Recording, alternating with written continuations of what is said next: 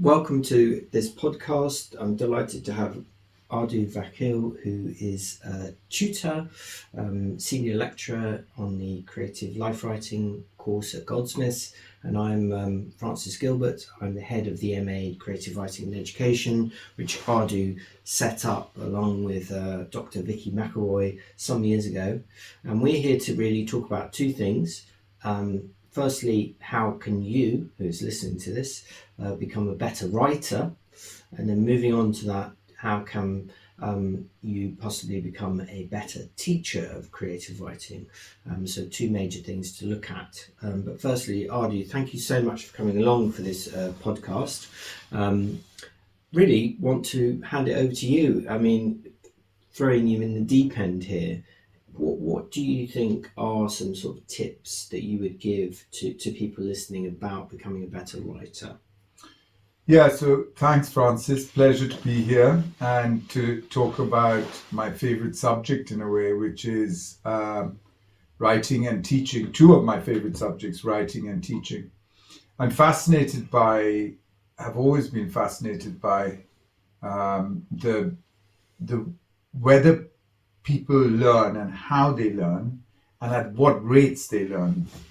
So, your first question was a question that I get asked at dinner parties and parties, or when I say that I teach creative writing, people ask me, can you really teach creative writing? Yeah. And that's just the most common question that I get. And I say yes. There is, I don't know why people are so surprised whether people can learn or not learn creative writing, because they aren't so surprised by whether you can go to a gardening class or learn a language or learn how to play tennis. And different people are going to learn at different rates. That's the important thing. But creative writing, first and foremost, I would say, okay, so what are the things you can learn?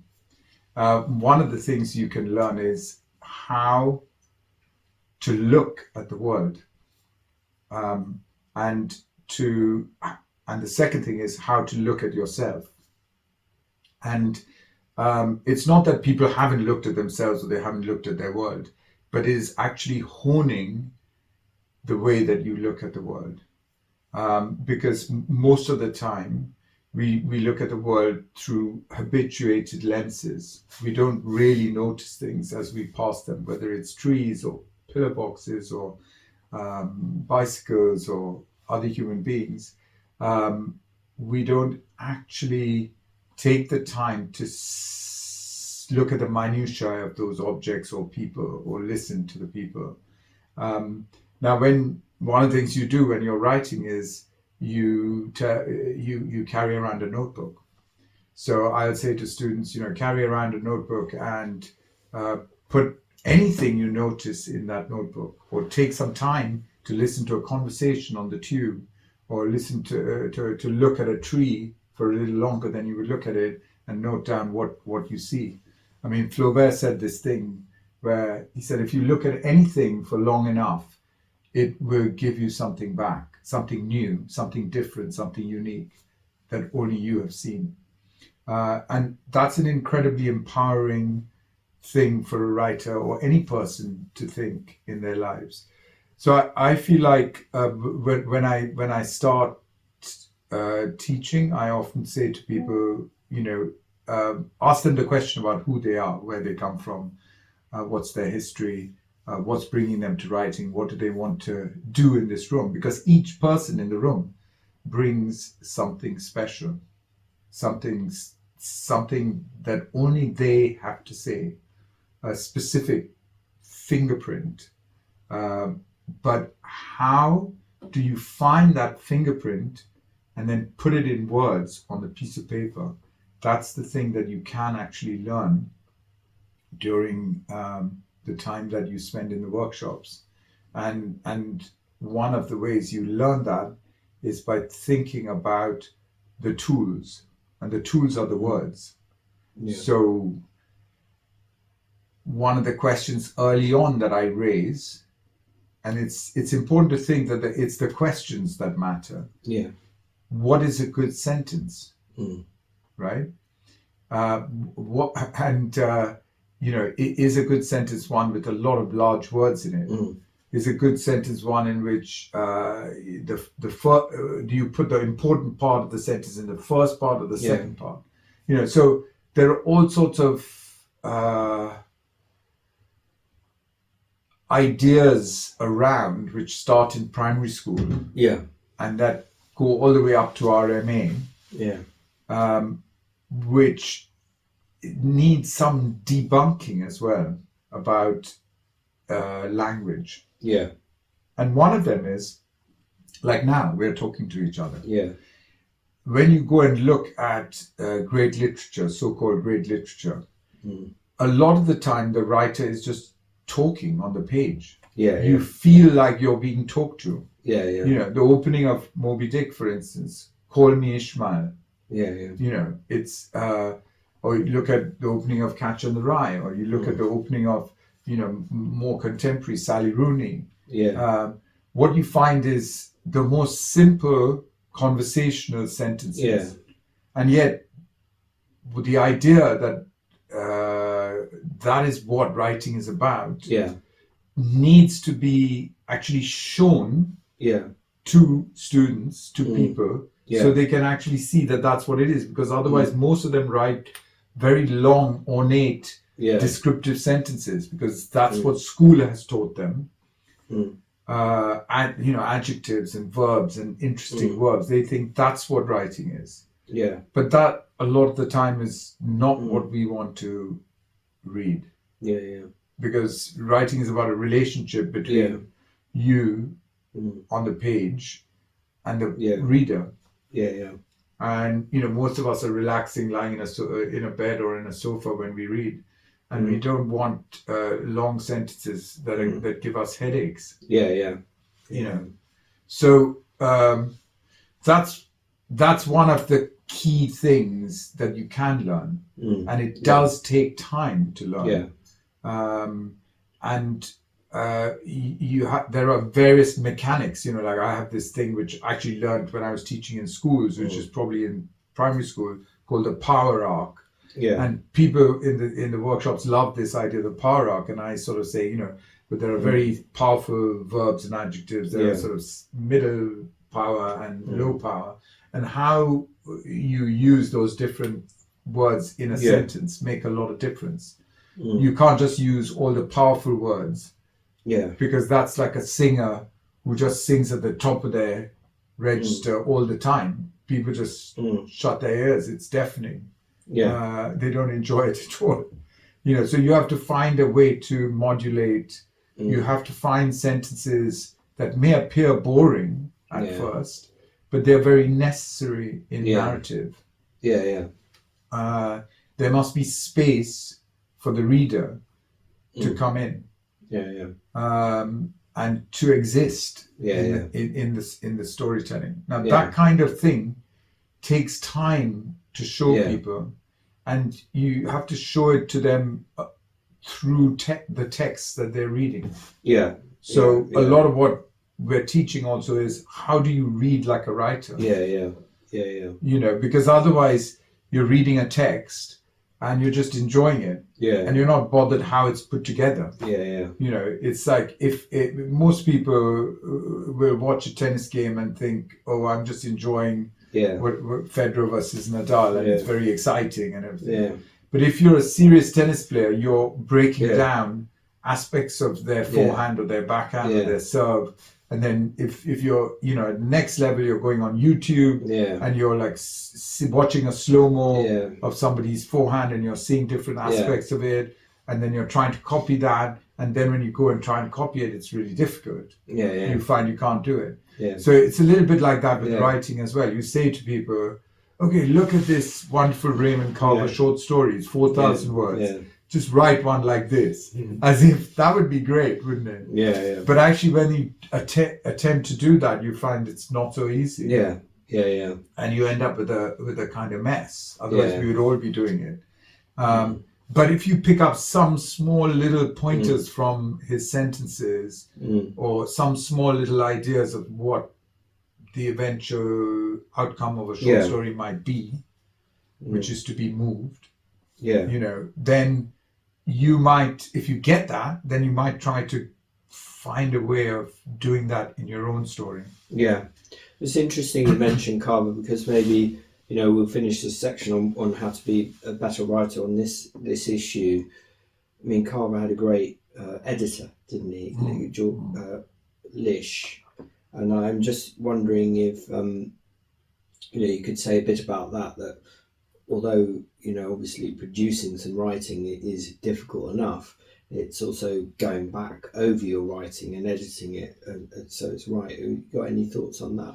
Yeah, I mean, that's a huge part of writing, and for me, that was a big breakthrough in my own writing, because I was lucky that I knew, actually it was my father-in-law who was a great editor, and when I wrote my first book, the draft of my first book, I showed him, I was quite scared to show him, because he had edited everybody from like Seamus Heaney to Ted Hughes to various other people, and Carl Miller. And I showed him the first 30-40 pages, and he was really nice about it. But then he said, okay, we'll meet up, and sit down. And he sat down with the pages, and every page had loads of marks on it, and changes, and through that process with him, which was many hours, and many times going over the manuscript, I learned more than I learned in all the years that I was in school. Right, yeah. And at that time, I was an English teacher, don't forget. So I was probably 30 or something like that, and I'd been teaching English for 5 years. Yeah. And it was actually quite shocking to me, not just the words I was still misspelling, but the occasional words that I was still misspelling. That's one thing. But just that how much I learned about the construction of a good sentence. And that level of attention, it's actually sort of gone to some extent from even editing now. Because in publishing houses, there isn't the time for editors to spend that kind of time with it. But with students, you can do that. And you can show them that, at least for a couple of paragraphs. And then that, if they get that for a couple of paragraphs, that they can apply it to their own work slowly. But it is, it's editing a sentence. What is the right sequence of words in a sentence, but also what is the right sequence of sentences in a paragraph? Because often a paragraph can be all over the place otherwise. Of course, it's true in essays, but it's also true in narrative, because there has to be a kind of A follows B follows C situation. So Okay, well, maybe I think, like, to sum up in a way, we've got some really nice advice here, haven't we, for becoming a better writer. Firstly, get a notebook and start observing the world. Secondly, basically start to engage with sort of meaningful reading and learn from other writers. And thirdly, what really work out a kind of a way of editing your work once you've done it.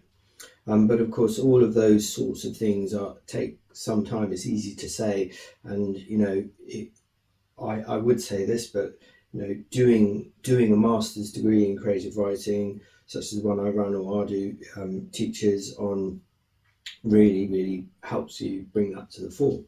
Another thing that our MA Creative Writing and Education does uniquely, I think, really the only MA at the moment in the world, is it teaches people how to teach creative writing. Of course, Ardu, you were institutional in setting up this MA, this unique MA, which has got some amazing alumni now, hasn't he?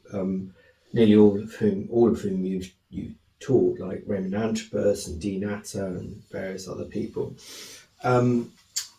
Just so sort of following on from that, what are your thoughts on how to become a better teacher of creative writing in your experience? You've got decades of experience now.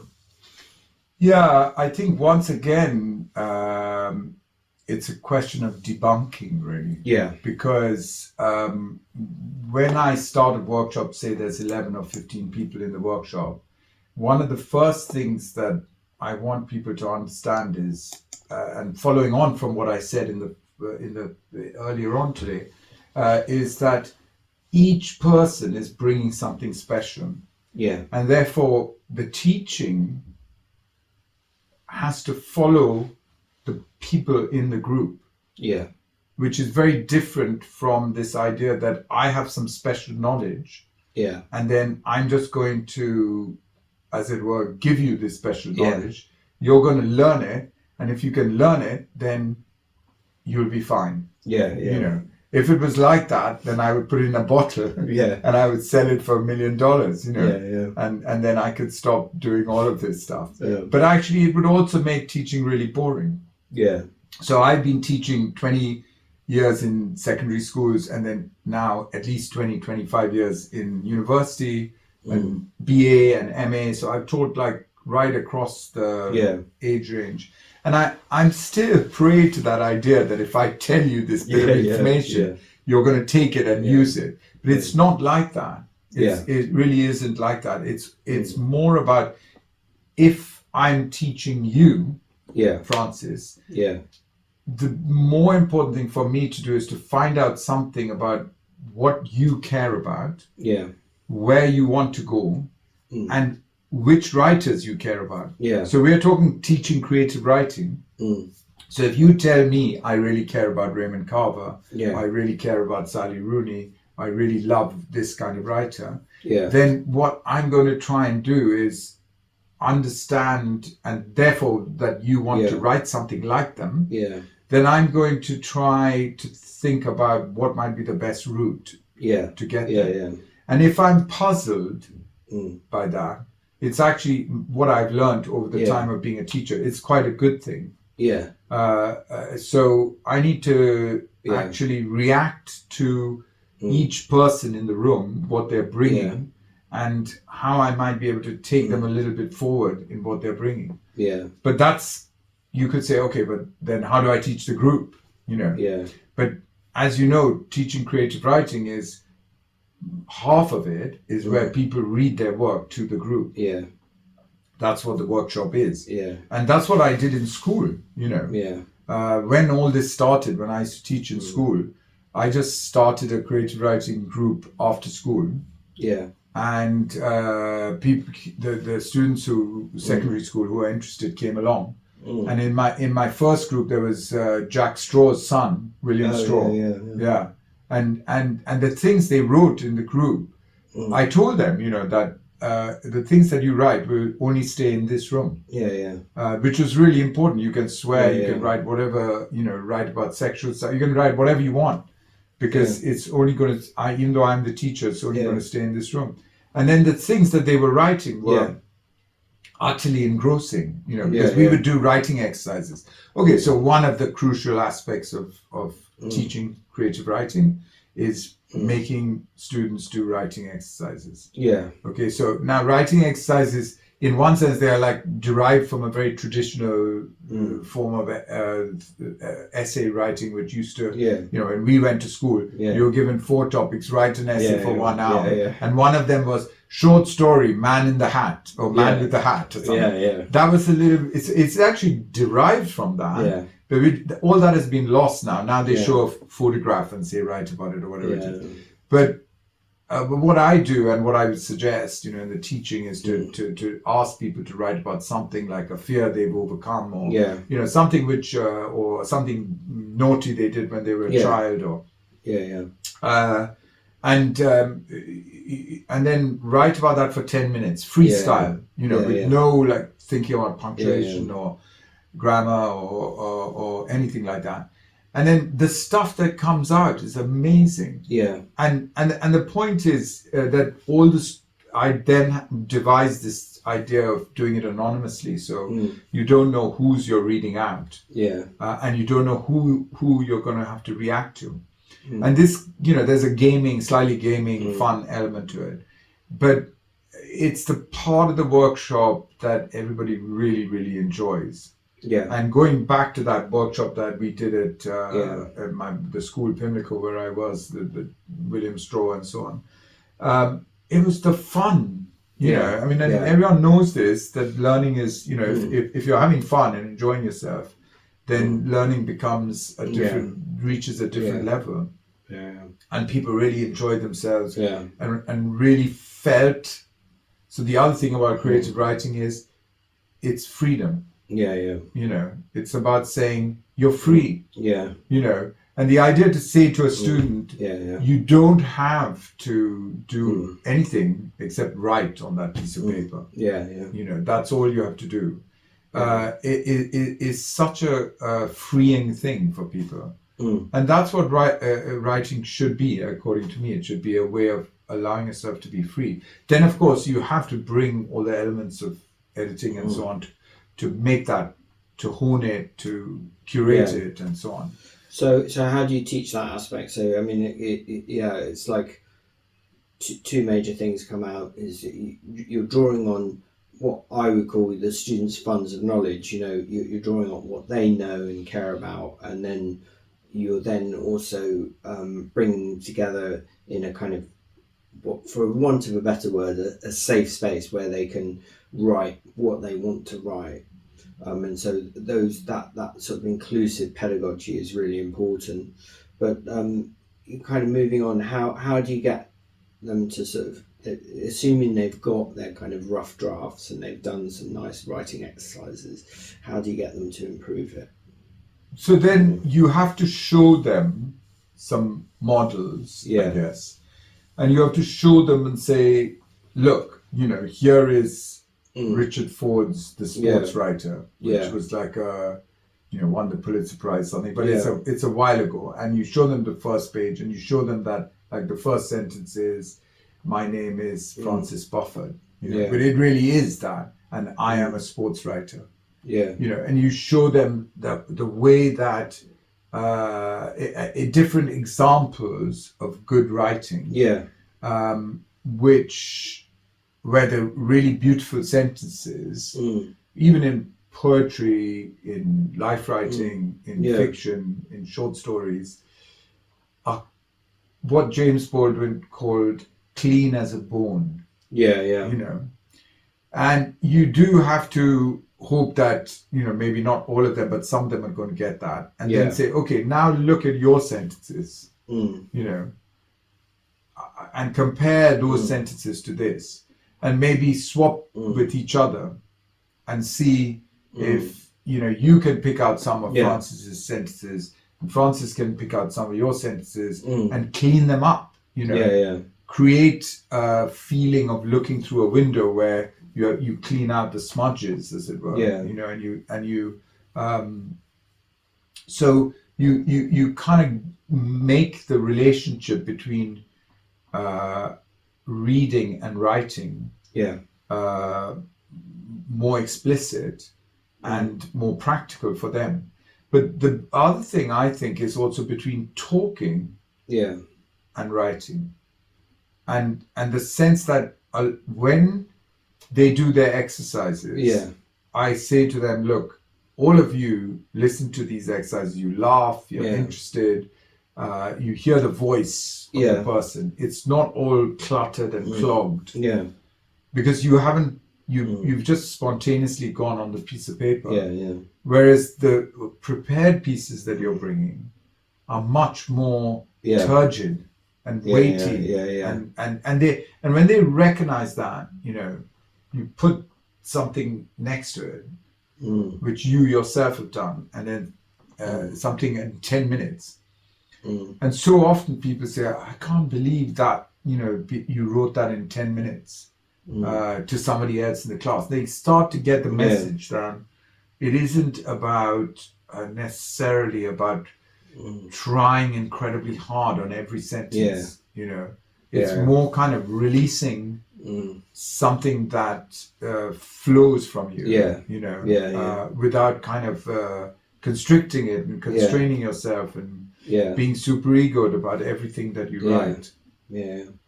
Um, Really, really good advice. Yeah, well, I think that might be a nice place to end it on this relatively short podcast. But if you are interested further about learning to become a better writer and learning to be a teacher of creative writing, do look at the MA in Creative Writing Education website. Thank you very much, Ardu, for a fascinating talk. Thanks, Francis. There we go.